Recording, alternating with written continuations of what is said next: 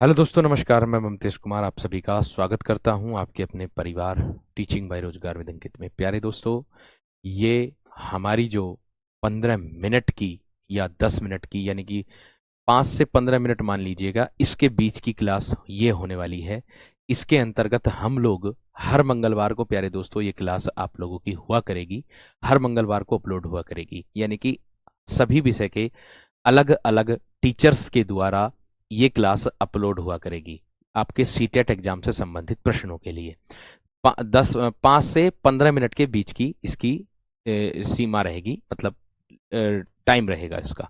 ठीक है, तो आज भी हम हिंदी की पेडागोजी के लिए बेहतर तरीके से कुछ महत्वपूर्ण तथ्य जिनके बारे में प्रश्न पूछे जाते हैं जिनसे, उसके बारे में हम लोग चर्चा करेंगे। तो चलिएगा, एक नज़र अवश्य इसमें डालनी पड़ेगी आपको, ताकि आपका सब कुछ कवर हो जाए।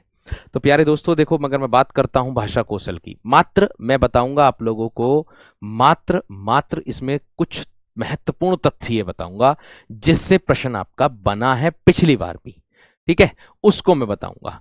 तो भाई देखो, अगर मैं बात करता हूं भाषा कौशल की, तो सबसे पहली बात तो भाषा कौशल के 4 अवयव होते हैं, 4 अंग होते हैं। आपको पता होना चाहिए कौन कौन से। सु, बो, पा, ली।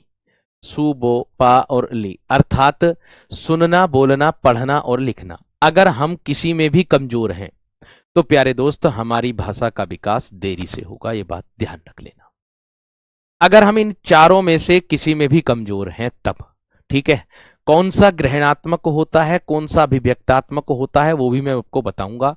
भाषा कौशल की बात करूंगा तो भाषा कौशल का मतलब होता है कि अपने विचारों को सही रूप से दक्षता के साथ अभिव्यक्त करने व किसी अन्य के द्वारा व्यक्त विचारों को सही रूप में समझने के लिए भाषा कौशल की आवश्यकता होती। अर्थात हम जिससे बात कर रहे हैं या हमसे जो व्यक्ति बात कर रहा है, हमारी बात का अर्थ दूसरा व्यक्ति समझ ले और हम उसकी बात का अर्थ हम समझ ले, वही भाषा कौशल के अंतर्गत आएगा। मैंने कहा आप लोगों से कि इन चारों कौशलों में से अगर किसी में भी दिक्कत होगी, सबसे पहले बच्चा सुनना शुरू करेगा, सुन करके वो ग्रहण करेगा, फिर बोल करके ग्रहण करेगा, फिर प्यारे दोस्तों वो पढ़ करके, फिर लिख करके। इस तरीके से आती हैं ये कौशल चारों। यह कौशल सफलतापूर्वक प्राप्त कर पाने के लिए इनका भलीभांति अधिगम करना आवश्यक है, यानी कि इनको चारों को कौशलों को भलीभांति अधिगम मतलब सीखना आवश्यक है। यह हमारे व्यक्तित्व को प्रभावशाली बनाते हैं। बिल्कुल सही बात है।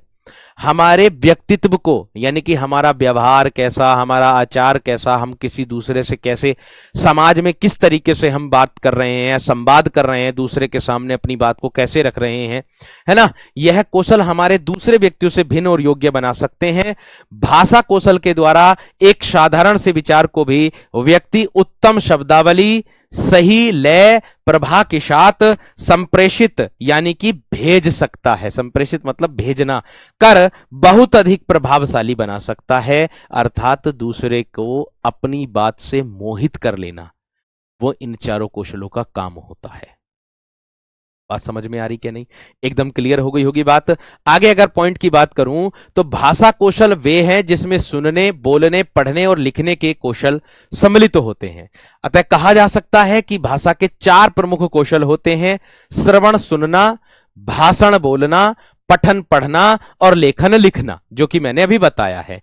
केवल सुनना, बोलना, पढ़ना, लिखना भाषा कौशल नहीं है, बल्कि ध्यान पूर्वक सार्थकता से सुनना, बोलना, पढ़ना और लिखना भाषा कौशल है। ऐसा नहीं है कि केवल हमने बोल दिया और सुन लिया, पढ़ लिया, लिख लिया और फिर छोड़ दिया, ऐसा नहीं। ध्यान पूर्वक पढ़ना है, ध्यान पूर्वक सुनना है। कोई भी बात अगर हमें पढ़ाई जा रही है, समझाई जा रही है, तो भाई देखो, अगर शिक्षक हमें कोई पाठ पढ़ा रहा है कक्षा में, तो शिक्षक अगर कक्षा में कोई पाठ पढ़ा रहा है तो बच्चा पढ़ते समय उसको कितना ध्यानपूर्वक पढ़ रहा है, सुन रहा है, तो उसके लिए शिक्षक जो है क्या करता, उनसे क्वेश्चन पुटअप करता कि इसने मेरी बात सुनी या नहीं सुनी।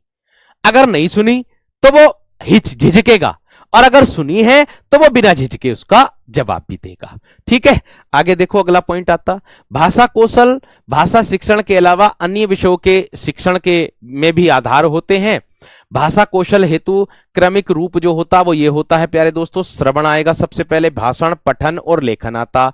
लेकिन अगर पूछ ले फ्रोवेल के अनुसार क्या होगा, श्रवण, भाषण, पठन, लेखन, ऐसे भी आ सकता क्रम में। मॉन्टेसरी के अनुसार श्रवण, भाषण, लेखन और पठन। सीखने की दृष्टि से मनोवैज्ञानिक और मान्य क्रम जो होता है वो श्रवण, भाषण और पठन, लेखन ही होता। सबसे पहले सुनना होता, सबसे पहले बच्चा सुनेगा, फिर उसके बाद बोलेगा, भाषण बोलेगा, सुन करके ग्रहण करेगा तभी तो बोलेगा पा पा, सुनेगा तभी तो बोलेगा पा पा, फिर उसके बाद लिखना सीखेगा, पढ़ेगा, फिर वो क्या करेगा, पढ़ेगा, फिर उसके बाद लिखेगा, लास्ट में लिखना सीखता है। आगे देखो, सुनना यानी कि LSRW, ये बात ध्यान रखनी है आपको। उद्देश्य क्या होता है, सुनने का यानी कि सुन करके ग्रहण करना, भाषण का बोलने का अर्थात प्यारे दोस्तों बोलकर विचार प्रकट करना अपने, और आर का उद्देश्य, पढ़ने का उद्देश्य होगा पढ़ करके ग्रहण करना, और लिखने का उद्देश्य होगा आपका लिख करके अपने विचार को प्रकट करना दूसरे के सामने, बोल करके करना और लिख करके करना, वो होता है लेखन के अंतर्गत। नेक्स्ट आता है भाषा कौशल वर्गीकरण ग्रहणात्मक और अभिव्यक्तात्मक के आधार पर। आपसे इसमें प्रश्न पूछा जा सकता है कि जो भाषा कौशल होते हैं, निम्नलिखित में से कौन से ऐसे कौशल हैं जो ग्रहणात्मक होते हैं, और निम्नलिखित में से ऐसे कौन से कौशल हैं जो अभिव्यक्तात्मक होते हैं, यानी कि बोल करके, जो बोल करके अपने विचारों को प्रकट किया जाता। तो देखो, ग्रहणात्मक कौशल की अगर मैं बात करूंगा तो ऐसे कौशल जिनके माध्यम से दूसरों के विचारों और भावों को आदि को ग्रहण किया जाता। जैसे ग्रहणात्मक में कौन कौन से आएंगे, एक तो श्रवण आएगा, सुनना, और एक आएगा पठन अर्थात प्यारे दोस्तों पढ़ना। एक क्या आएगा, सुनना, और एक क्या आएगा मेरे दोस्त, पठन यानी कि पढ़ना आएगा। किसके अंतर्गत प्यारे दोस्तों, वो आएगा ग्रहणात्मक कौशल के अंतर्गत, आप लोगों को देखने के लिए मिल जाएगा। वो आपको किसके अंतर्गत मिलेगा, वो आपको मिलेगा देखने के लिए मेरे दोस्त, वो ग्रहणात्मक कौशल के अंतर्गत। कौन कौन से, सुनना और पढ़ना। सुनना और पढ़ना ग्रहणात्मक कौशल है, सुन करके ग्रहण करना, पढ़ करके ग्रहण करना, ये हो गया ग्रहणात्मक। ठीक है, जैसे आप इसको कह सकते हो क्या, आई और आर, क्या कह सकते हो इसको, आई और आर, बात समझ में आ गई। रीडिंग आ जाएगा, है ना, ये प्यारे दोस्तों आप लोगों का सुन करके आ जाएगा, है ना। आगे आता अभिव्यक्तात्मक कौशल, जिनका प्रयोग अपने विचारों, भावों आदि की अभिव्यक्ति के लिए किया जाता है। अपने भावों और विचारों को आदि की अभिव्यक्ति के लिए किया जाता, जो होते हैं भाषण अर्थात बोल करके और लिख करके अपने विचारों को प्रकट करना। अर्थात अभिव्यक्तात्मक का मतलब होता है अपने विचारों को दूसरे के सामने प्रस्तुत करना। वो कैसे होगा, वो भाषण बोल करके और लिख करके प्रकट कर सकते हो। और ग्रहणात्मक हमें अर्जन करने की बात आती, ग्रहण करने की बात आती है, तो वो श्रवण करके और पढ़ करके अर्जन करेंगे हम। वो श्रवण करके, सुन करके और पठन करके, पढ़ करके हम अर्जन कर लेंगे। ठीक है, इन दोनों में अंतर अब पता चल गया है आप लोगों को, ग्रहणात्मक कौशल और अभिव्यक्तात्मक कौशल क्या होता है। बात आती है अमूर्त कौशल। अमूर्त कौशल किसको कहते हैं, श्रवण कौशल, भाषण कौशल। अमूर्त जिसे देखा ना गया हो, अर्थात जिसे देखा ना, देख ना सके और जिसको छू ना सके, है ना, वो प्यारे दोस्त क्या होते हैं, गैर मौद्रिक हो, अर्थात जिसको, जो अदृश्य हो ऐसे भी कह सकते हो, अर्थात जिसको हम छू ना सके, केवल सुन सके, महसूस कर सके, देख ना सके। मूर्त में आता पठन कौशल और लेखन कौशल आता, जिसे देखा और प्यारे दोस्तों सुना जा सकता है। जिसे क्या किया जा सकता है, देखा और सुना जा सकता है। वो किसके अंतर्गत आता है मेरे दोस्तों, वो आता है, मूर्त का मतलब होता है जिसे देखना और छुआ जा सके, जो मौद्रिक या फिर ठोस होते हैं। जो क्या होते हैं, जो मौद्रिक होते हैं और ठोस होते हैं, ठोस, है ना। ध्वनि विज्ञान से संबंधित कौशल श्रवण कौशल और भाषण कौशल होता, पूछा जा सकता है। ध्वनि विज्ञान से संबंधित कौशल कौन कौन से होते हैं, सुनना और प्यारे दोस्त बोलना, सुनना और बोलना हो जाएगा, सुनना और कौन सा हो जाएगा, बोलना हो जाएगा मेरे दोस्त।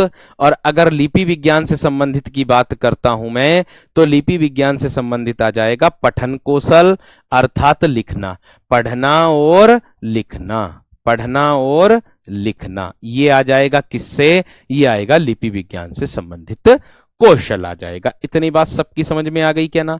इतनी बात क्लियर हो गई सभी विद्यार्थियों की? तो प्यारे दोस्तों, ये जानकारी आप लोगों को मुझे देनी थी, जो कि मैं 10 से 15 मिनट की वीडियो के माध्यम से आप लोगों को देना चाहता हूं। इससे संबंधित जो प्रश्न आपके बनते हैं वो ये सबसे ज्यादा बनता है कि कौन सा ग्रहणात्मक कौशल है और कौन सा अभिव्यक्तात्मक कौशल है। तो ठीक है, दी गई जानकारी से अब मुझे उम्मीद है आप बिल्कुल संतुष्ट होंगे। और ये प्यारे दोस्तों वीडियो हर मंगलवार को आप लोगों को मिलेगी। प्रत्येक दिन डे बाय डे अलग अलग टीचर की क्लास वीडियो फॉर्मेट में आप लोगों को मिलती रहेगी। ठीक है, नमस्कार, धन्यवाद।